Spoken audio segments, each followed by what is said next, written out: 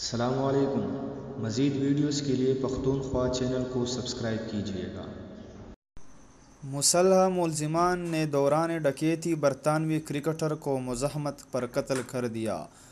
برطانوی نوجوان کرکٹر کو ٹرنیڈاڈ میں ڈکیتی کے دوران قتل کیا گیا۔ مقامی میڈیا کے مطابق 22 سالہ ایڈرن سینٹ جان کو اتوار کی شب مسلح افراد نے ڈکیتی کے دوران قتل کر دیا۔